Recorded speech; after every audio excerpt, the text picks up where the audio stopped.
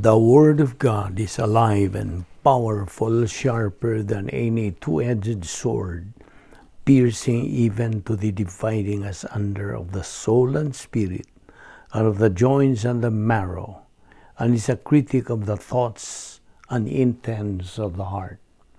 All Scripture is God-breathed and is profitable for doctrine, for reproof, for correction, for instruction in righteousness, that the man of God might be mature, thoroughly furnished unto all good works. Study to show thyself approved unto God, a workman that needeth not to be ashamed, rightly dividing the word of truth. Proverbs 12:1-3. Whoever loves instruction loves knowledge, but he who hates correction is stupid. A good man obtains favor from the Lord, but a man of wicked intentions he will condemn. A man is not established by wickedness, but the root of the righteous cannot be moved. Proverbs 2:1-9. My son, if you receive my words and treasure my commands within you, so that you incline your ear to wisdom and apply your heart to understanding. Yes, if you cry out for discernment and lift up your voice for understanding, if you seek her as silver and search for her as for hidden treasures, then you will understand the fear of the Lord and find the knowledge of God. For the Lord gives wisdom, from his mouth come knowledge and understanding. He stores up sound wisdom for the upright. He is a shield to those who walk uprightly. He guards the paths of justice and preserves the way of his saints. Then you will understand righteousness and justice, equity and every good path. 1 Corinthians 3:16-17. Do you not know that you are the temple of God, and that the Spirit of God dwells in you? If anyone defiles the temple of God, God will destroy him, for the temple of God is holy, which temple you are. Matthew 10:28. And do not fear those who kill the body, but cannot kill the soul, but rather fear him who is able to destroy both soul and body in hell. Matthew 19:26. But Jesus looked at them and said to them, with men this is impossible, but with God all things are possible. Before we start our Bible study nining adlaw, gikinahanglan ang atong pagtuman sa atong naandan nga limpyo sa atong kalag, pinagi sa paggamit sa prinsipyo sa 1 John 1:9, gisangkap kini sa Dios aron kita mahibalik sa atong pagkigambitay sa Dios ug nga kita madumala sa balaang Espiritu Santo busa atong isugid ang atong mga salang nahimo nining adlaw. 1 John 1:9 nagaingon, if we confess our sins, He, God, is faithful and just to forgive us our sins and to cleanse us from all unrighteousness. Nawalang kanimo higala, nga wala pa'y kaluwasan. Tumuo ka kang Ginoong Hesus ug ikaw maluwas. Acts 16:31. Busa karon magandam ta sa atong kaugalingon pinagi sa pagampo sa hilom. Let us pray.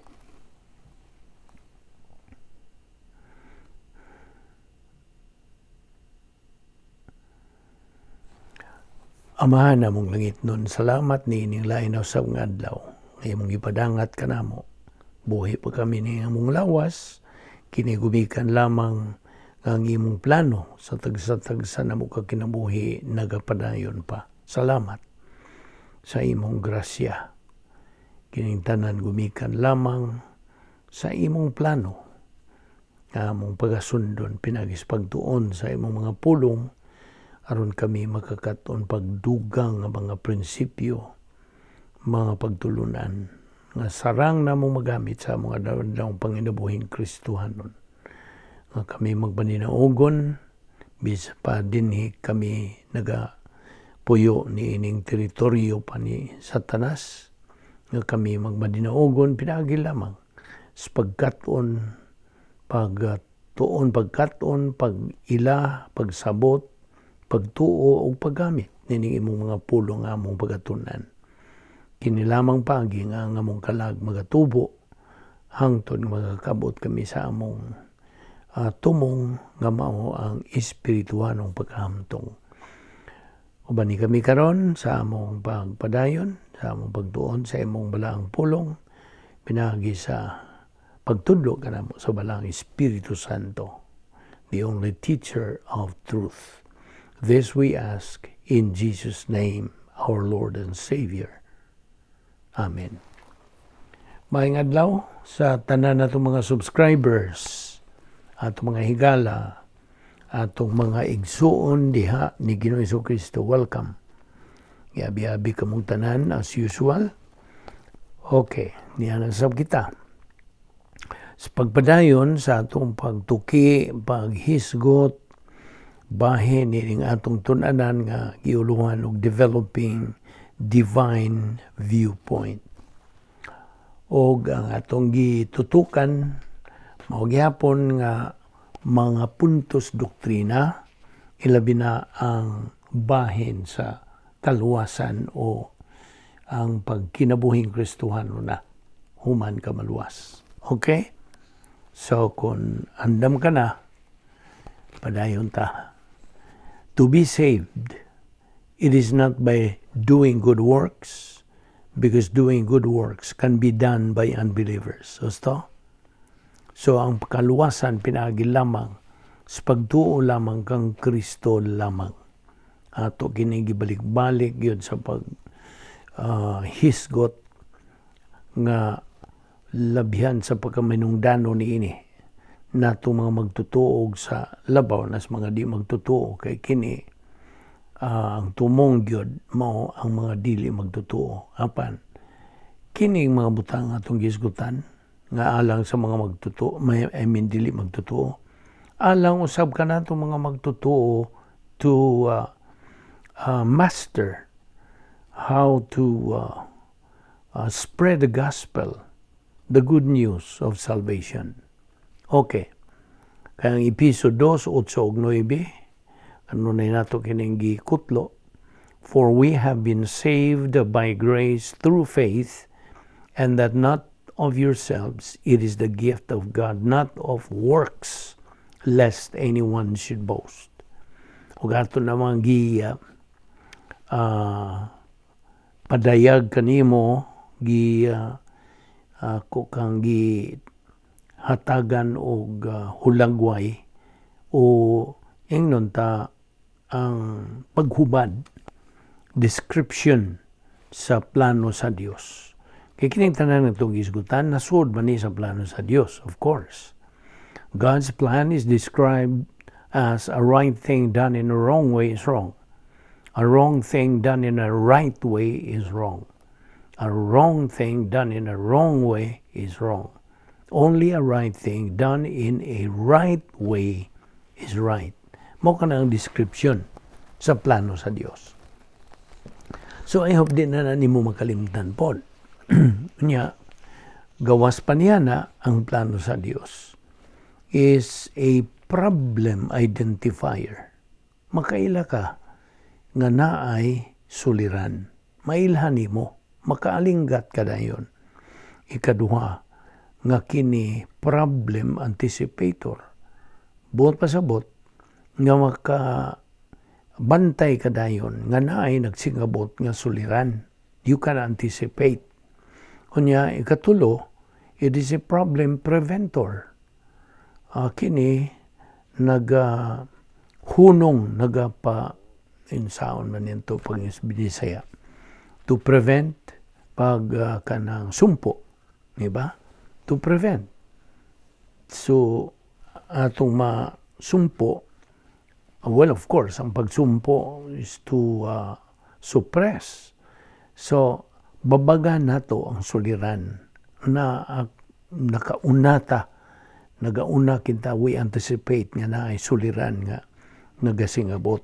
Onya, gawas pa niya na, it is problem solver.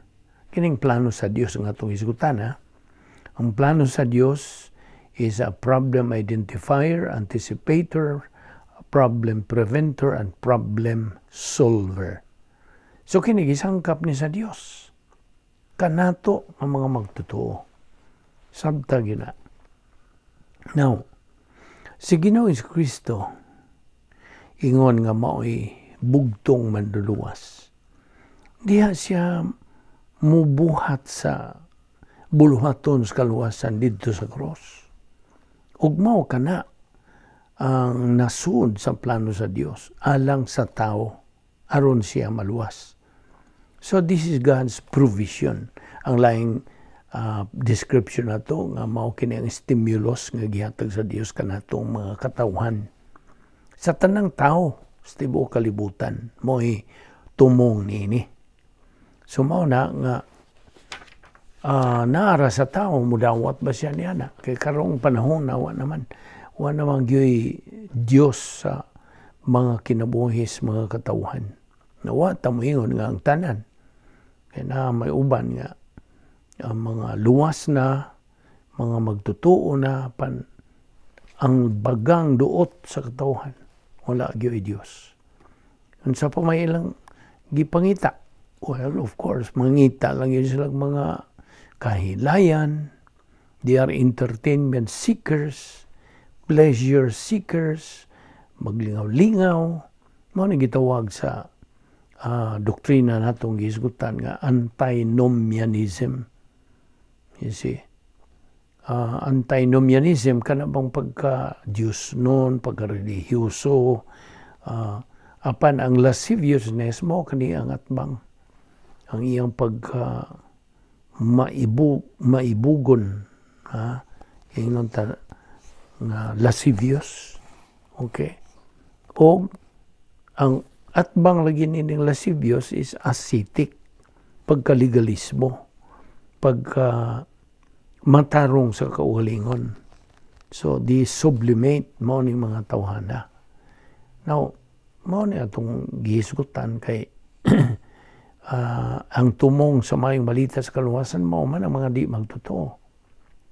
Ngunya, ang mga di magtotoo na naman sila maglunang yun sa, of course, tanang mga kasalanan na Manila.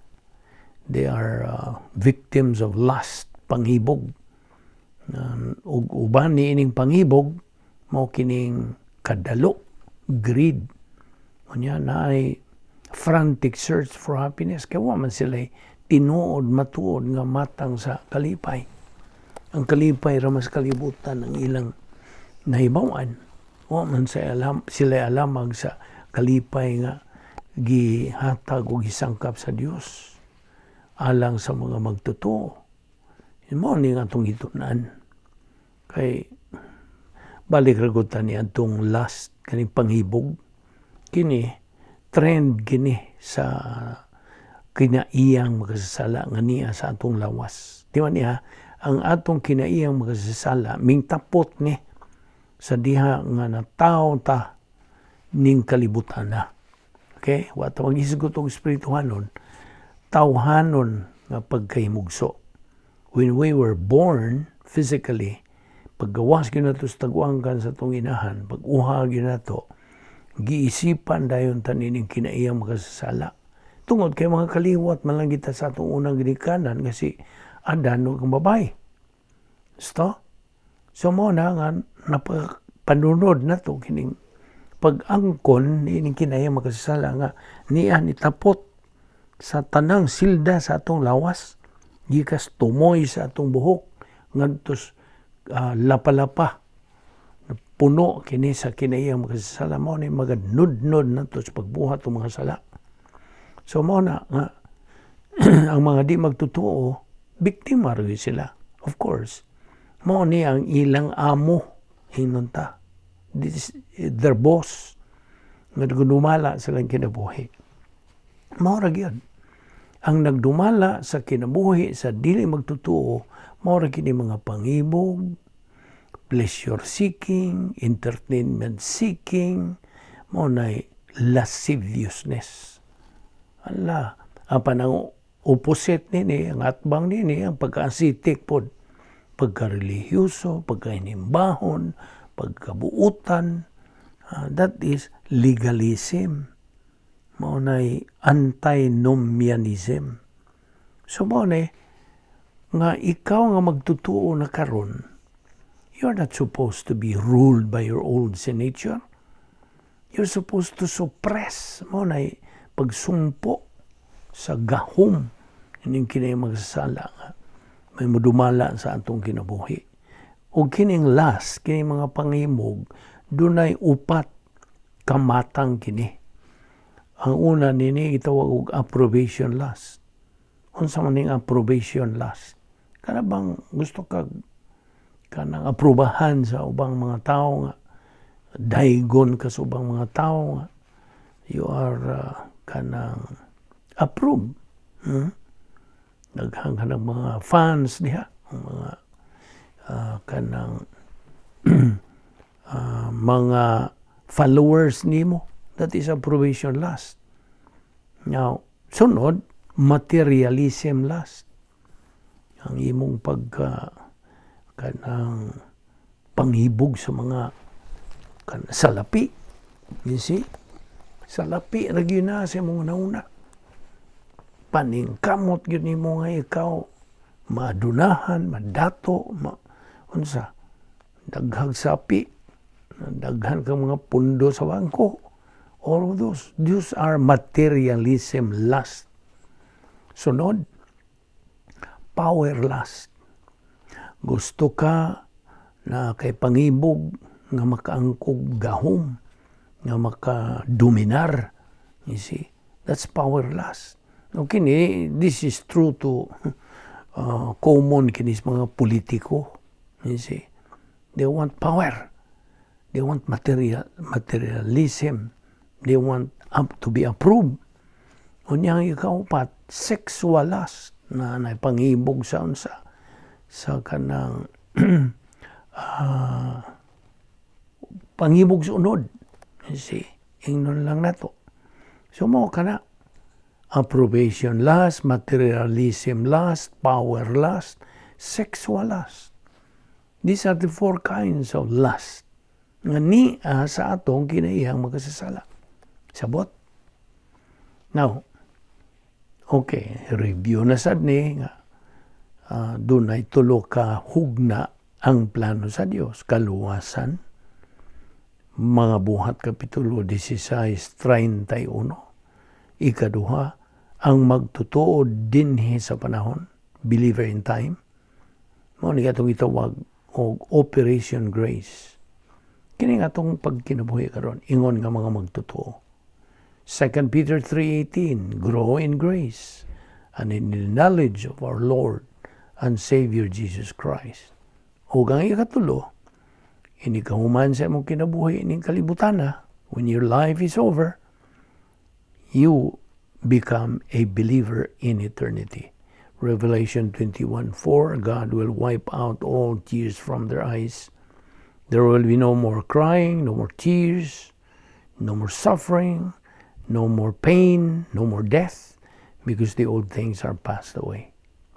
So, gikinahanglan nato ang pagpadayon sa pagkaton, pagtuon, pagtuo, paggamit sa pulong sa Dios. Inumdumig itong Operation SLBA, slogan ni nga itong ministry.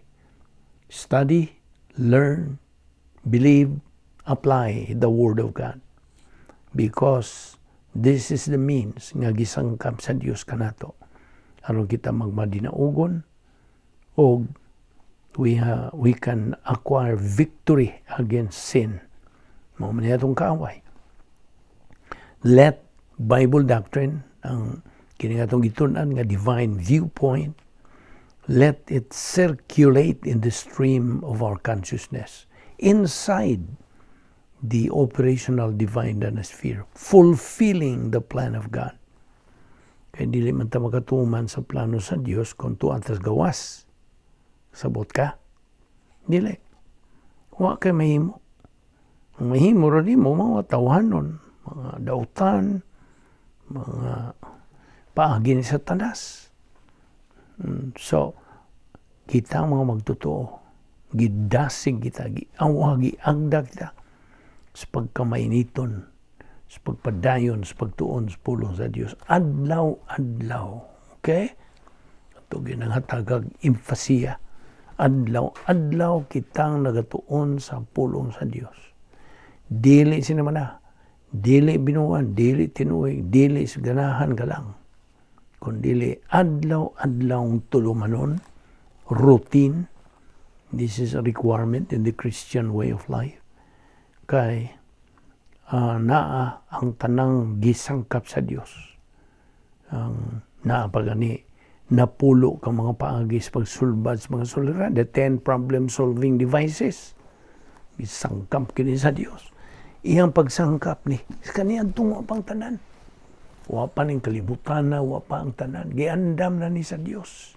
Alang ka natong mga magtutuo na ay nag-una ni ining 10 problem-solving devices ang rebound. This is the solution to the problem of sin. At daw kitang magbuhat og sala na gisangkap sa Dios kining paagi. Well, of course, in the regular parlance nga itong ginganlan kining pagsugid. You see, confession, kining rebound, pagpasig-uli ni mo ngadto sa imong ambitay, that's fellowship with God, kung sa imong pagdumala na sa Espiritu Santo sa imong kinabuhi to make you a winner believer. So, rebound and keep moving. That's number 1 problem-solving device. So, ang mga di magtutuo, okay, magtabok-tabok tanis paghisgot, di magtutuo, unya ka na ito mga magtutuo, tabok na puntas di magtutuo, all of this, every now and then. So, in regeneration, it is kining regeneration, the other name is being born again. Okay? John 3:3 o John 3:7 sa may gisulti diha. You must be born again. Until or unless a man be born again, he cannot see the kingdom of God. So in regeneration, you become reborn to the family of God. That means, ikaw nataw, ngadto, sa harianong panimalay sa Dios. O sa imong pagkasakop na niini, then musunod na ta sa honor code, family honor code, nga gimugna pud ni sa Dios. The honor code of the royal family, mao kini ang instruction, pasidaan, pahimangno for all born-again persons regarding the new family procedure. So, money, this is our instruction gikan sa Dios. Kaya kita mga magtutuo naman. Ngay mga bersikulo nga kung ipanghatag nimo, John 1:12, Galatians 3:26, Romans 3:21-22, Philippians 3:9, Romans 8:38 and 39, 2 Corinthians 5:17. So, okay. Ayaw nagyud kalimti kining formula nga let it kanang ipaatubang yun sa imong naong kanunay. Kining formula nga AOS plus OSN equals spiritual death. Mao gini nga atong atubang adlaw-adlaw. Hantod nga masilsil gyud na diha sa atong limpatakan ingon nga mga magtutuo ug ilabi na kanimo nga dili magtutuo nagpaminaw nining atong Bible study. This is, of course, very, very essential nga imong masabtan, mahibawan, magatunan. Ang Adam's original sin plus old sin nature equals spiritual death. Now, bahin og tentasyon. Ako naman po ning gisgutan apan atong balikon. Temptation is not sin. Okay? Dili sala. Ang tentasyon, dili sala. Hangtod, we succumb to the temptation. Sabta gina. Sa dihang musugot na taniya ng maong tentasyon, diha. Diha na mahimong sala. Apan mientras tantong di ka musugot, di ka muuyon, di ka musanong, di ka musunod, yan ang maong tentasyon. Temptation is not sin. Old sin nature. Unsay binisayan ning old sin nature? Kinaiyang makasasala. God is not, He does not remove our old sin nature. Nga naman. Tungod kay buot niya nga kita mahimong mananaog sa atong espirituhanong kinabuhi. Ginamit ang mga provision sa grasya sa Dios. O manggid ta pasagdi sa Dios ba? Human ta maluwas? Isang kapanatan niya sa tanan natong mga gikinahanglan. All nabitaw na Philippians 4:19 o sa may gisulti diha. My God shall supply all your needs according to His riches in glory in Christ Jesus na. Now, ang dili magtotoo, by the way, ang tunabutas di magtotoo. An unbeliever, gitawag ni sa Grigong pulong o sukikos. P-S-U-C-H-I-K-O-S. Sukikos. Mao na yung unbeliever. Apan ang believer nga karnal, ang tawag niya sarkikos. Murag sangay-sangay rin, no? Sarkikos ang carnal believer. Ganun sa man ang usa ka magtutuo makarnal. Sa diha nga siya mubuhat og sala. Okay? Sa dihang makasala ang magtutuo, nahimo siyang karnal. Out he goes. Meaning, out sa plano sa Dios. Apan luwas. Why problema? Ang iyang kaluwasan intact naman, hangtod naman. Apan ang iyang pakig-ambitay, fellowship with God, mo'y matangtang. Numdong ka? So, nahimo siyang karnal.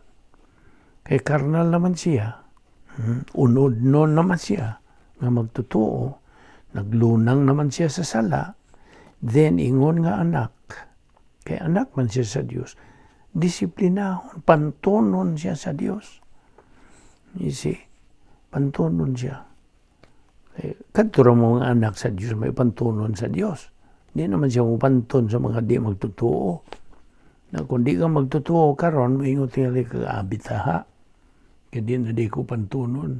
Di ka pantunon, pero hinukman naman ka. So may mupiliyo na. Dili ka pantunon o hinukman. Kaya hinukman naman ka, you are cursed. You are already condemned. Apan ang magtutuong karnal, pantunon yun, disiplinahon. E doon ay tulo ka matang sa disiplina, na ibaw naman ka. Primero, unsa? Kanang warning, discipline. Sunod, intensive discipline. Di pag magpatuo, ang usa ka magtutuo sa pagbalik nga tos pakikambay sa Dios din. Mo na nang unsa na may musunod sa intensive discipline. Mao na tong maximum discipline. Unsa maning maximum? Sin unto death. You see? Wala may kapuslanan ang magtutuo nga naglunang nagyud siya sa kasalanan. Nagyud siya bisag gamay panghunahunag magpaluwas o wala. He is useless in the sight of God. Before God, he's useless. Useless na siya nga magtotoo. Magtotoo, luwas. Wama, tangtang yung kaluwasan. Magtotoo siya. Mao na nga. Kanang, now we're talking about, kay balhin-balhin mo tanining magtotoo o di magtotoo. Ang magtotoo nga karnal, naglunang nagyud siya sa kagrabe niya sa iyang pagpakasala. Ingon nga magtotoo, ang iyang kinabuhi, pareha ramas di magtotoo din.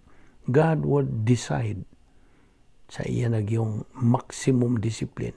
Iya yung kuhaon na lang, bisag dili pa panahon unta. You see? Mabita na ingon sa Biblia, sabi niya nga laksion na lang ng kinabuhian na ng magtotoo nga kanang reversionista. Reversionista, karnal, legalista, unsa pa dihang mga negatibo dihang kahimtang niya. Wala may kapuslanan. Wala siya gamit sa gingharian sa Diyos. So, kuhaon na lang yun siya sa Diyos. Bisag dili pa panahon. So, muna, unbeliever, sukikos. Carnal believer, sarkikos. Now, sa tubangan sa Diyos, dili man ang atong aksyon mo ibililhon o importante. It is the condition of our mental attitude. Nomdom ka sa definition sa Christian way of life. The Christian way of life is a supernatural way of life. And as such, it requires a supernatural way of execution. Mga supernatural, kaya itong ginabuhat na lawan-law kung nagtuos pulong sa Diyos. Kadaghan ng mga tao, karon bisan pa mga magtotoo ng mga negatibo, hindi sila kadawat. Grabe ha po na inyong Bible study ka na adlaw. Di ba mo mabuang na? You see? This is the supernatural way of executing the plan of God. Huwag sila makakita niya na. Huwag sila makaamugo niya na. O na nga, di na ko magtingan niya ng naay mo, yamid mo, kanang BIBI na gani. No? Ining atong pangagis pagtuon sa pulong sa Diyos, adlaw-adlaw. Mupahiyom na lang yung ko, kaya di ko gusto makasala. Mupahiyom na lang ko, agig kanang response ni mga tawhana. Mo BIBI, mo kanang saway. You see? Kaya mo man supernatural way of executing the plan of God. The protocol plan of God. Mao bitaw na nga. Di na ko matinga ng mga tao karon. Nadaghan ang yung mo, yamid mo. Unsa ma, daghang mo ingon nga, wanan sila. Lain na sila sabaw. O bisag unsa pa ilang ikasulti. Di naman na ako kanang ibali. Kaya magkasa, panong ka, huwag mo nang muriak ka na nila. Natural na sa kalibutan. Ang reaksyon sa kalibutan nga way Diyos. So, before the eyes of God, it is not our actions that is important. It's the condition of our mental attitude. Kaya may tumong sa pulong sa Diyos ang atong huna-huna. Just as si Satanas, ang iyang tumong pod sa iyang panghuna-huna, kini po nga itong mental attitude. Sabot ka. So, ang Biblia bitaw nag-ingo, unsa gani mong ginuna, mo ka na ikaw. What you think is what you are. Or what you are is what you think. May mugudang yung bali-baliho na.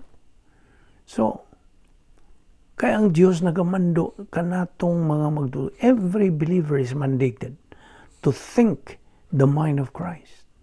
Naman sa 1 Corinthians 2:16.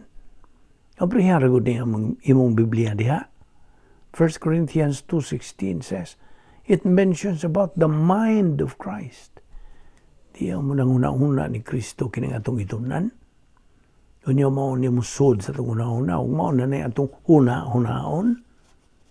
Sabot, Yes. Ang doktrina sa pulong sa Dios nagamando ka na itong mga magtutuo to renovate our minds. Bag-uho na ito niya itong huna-huna. Okay. Of course, doon na tayo tulubagon. Kitang tanan nga mga magtutuo may tulubagon when it comes to phase 2 sa plano sa Dios. Nga mao ang pagtubo diya sa grasya o kaibalo kang Ginoo Kristo. Segundo Pedro 3:18. So, the spiritual life therefore is life beyond gnosis. Sobra pa, lambaw pa sa gnosis nga kinabuhi. Gnosis, ang kinabuhing gnosis, mao kadtong ang imo rang naangkon mga unsa academic knowledge ra na kay pulong sa Dios na si mong kalagapan o manimo tuoy. So wa ma-metabolize, wa magaling. You see, dili ikaw magaling. It is God the Holy Spirit. Imong gitugutan siya sa paggaling sa pulong sa Dios. Ambot pasabot ning paggaling, metabolize mo ni akong paghubad sa metabolization. Kaya ang tanan na itong gikaon ni metabolize man. Basta? Nga kaon kag utan, sa nadiha mga karne, isda, o sa pa. Hindi naman na makita ni mo yung hagbong na dito sa mong istomago. Mo na gitawag na itong metabolization. Metabolize na. Hantod nga, matunaw na siya, magaling. Hantod nga, dagan na siya sa tanang silda sa imong lawas. Nga mo'y naghatag ka nimong kalig-on. Sabot? So mo na, sama sa pagkaon na itong physical food, ang atong pagkaon usam sa pulong sa Dios. Nagkakaon raw ta nini atong gitun-an. Nagkaon ta para sa atong kalag. Kaya mo raw niyang kalanon sa kalag. Man does not live by bread alone, but by every word that proceeds from the mouth of God. Mo na, ang pulong sa Dios may kalanon sa atong kalag. Yung saom na imong kalag ug di nimo pagkanon. Pagkanon lang tingali nimo nag madomingo, once a week. So ay kun og kaon once a week. Kana ba literal na tong pagkaon, physical nga pagkaon. Litan. Di kamukaon sa kasimana, kasara kamukaon sa usa ka semana. Tanaw nato kung say resulta sa imong lawas. Si nagingon sa kong higala o kanang buhi apan niwang. Buhi pero niwang. Na muna, hindi lang kayo maniwang kung dili mo hagbong pala sa pagkasakit ni mo. Yung siya mo po na ang atong kalag. Di nito pagkanon ng atong kalag. Be. So ay, nga di nito po. Muna, daghan sa atong mga higala. Higala, kaya di man atong mga isuon pa, kaya mga di man magtotoo. Kadaghanan sa mga tao karong panahon na. Wag yung alam magbahin ini, besan po mga magtotoo. Wag yun. Nga nung may ramag, may kanang kalibutan bahin ini. Negatibo. Mao na hinungdan ka, no?